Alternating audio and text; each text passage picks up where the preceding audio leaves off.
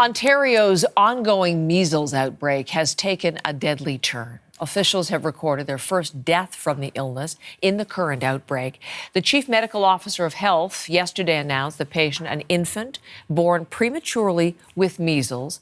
The baby contracted measles from the mother, who was not immunized. It is the second death from measles in Ontario in decades. A child died last year. This current outbreak, the number of cases continues to rise and is now more than 2,000. But this is something, as we say, this turn certainly warrants an extraordinary visit on a Friday from Dr. Isaac Bogoch, who's an infectious diseases specialist at the Toronto General Hospital. Thank you for coming in on this. Such a devastating case. We got to pause and think about it and learn from it. First of all, I was just setting out the circumstances as we know them thus far. It's a privacy matter, so we're not going to learn too much more.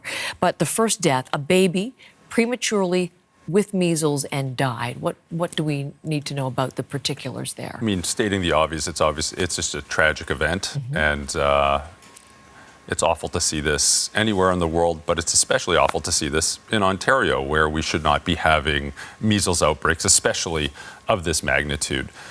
And, you know, obviously there's confidentiality here, and we're not going to learn, and nor should we, about the nuances of this individual. But I think there's some big picture lessons that we can take away from this. And, you know, one of the questions is, how do you prevent measles infections, which of course we know can be deadly, in our vulnerable populations, which includes younger populations under the age of 1 who are not yet eligible for vaccination. And there's two big ways to do this. Number one is the moms should be vaccinated, because the moms can pass on their maternal antibodies to their child. So I was going to, the baby would have been infected in utero. Right. Is that what we think? Well, we don't know we that, don't know. But it is possible for that to happen. But in order to protect the youngest, if a mom is vaccinated, she passes along her antibodies to the child, which provides some degree of protection in the first few months of life. Okay. And the second way of doing this is, of course, at a community level. If we're all vaccinated, if we have those 95% rates of vaccination in a community, when we see an inevitable imported cases of measles into that community, because there's a lot of measles around the world and people travel, we won't see subsequent chains of transmission, because enough people are vaccinated, and you have this essentially a wall of immunity in a community to prevent ongoing transmission. And sadly, in a case like this, it looks like there were breakdowns in both components. So when we look at all of this, again, just helping us understand, this was a contributing factor, according to the Chief Medical Officer of Health. There were other serious medical complications, but it could have been a factor both in the measles infection, the premature birth, and then the death. What do we know about?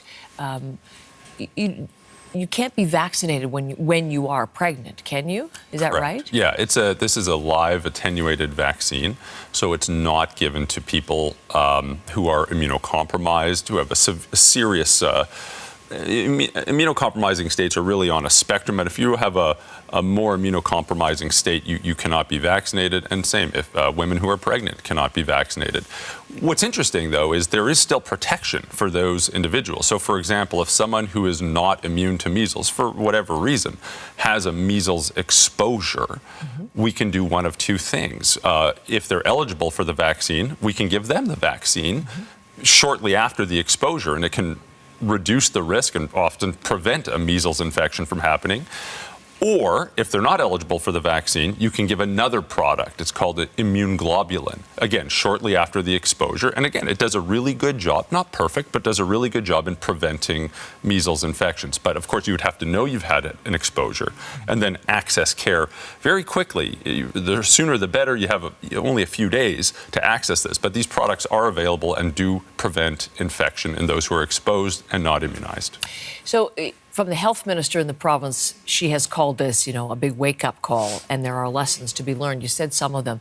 But I'm just wondering, again, for people who are pregnant, who are thinking of becoming pregnant, there are lessons there. What do they need to know? These are routine childhood immunizations. We have 5 decades, or even more in some cases, of data outlining the safety profile, the effectiveness. They are free and they are widely available. If anyone has any questions about them, sit down with a healthcare provider. That can be a doctor, a nurse practitioner, a pharmacist, a public health specialist. Okay, there's a lot of different healthcare providers that can help walk people through any questions they have. The shaming and blaming approach to public health should never happen. We should never stigmatize people for any decisions. We want to bring people in. Okay, address their questions seriously, take them seriously, answer their questions, speak in an empathetic manner. Provide data-driven, fact-based approaches and enable people to make smart decisions for themselves.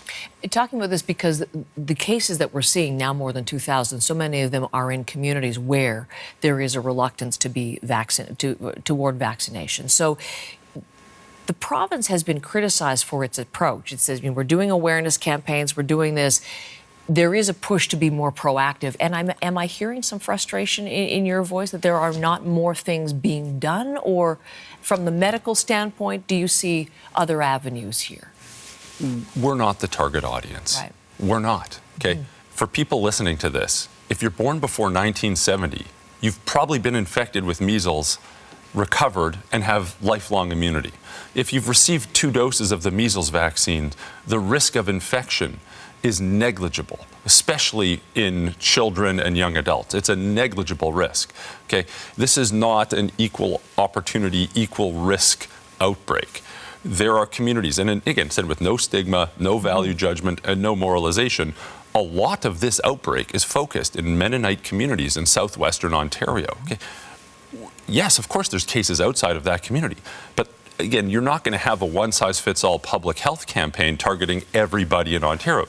People should know the vaccine's available, this is what it does, any questions should be answered. But there's more of a focused campaign here, and many people in the province are not the target audience. So I think they're doing a good job. And a lot of this also falls on the local public health units who are working in these impacted regions to reach out to the local community, work with community leadership, lower barriers to vaccination in those communities. And in fact, the policy for vaccination has even changed in those communities, right? They've lowered the age of the first dose of the measles vaccine to as little as 6 months to really help kids who might not yet have immunity get some form of protection in the context of an outbreak.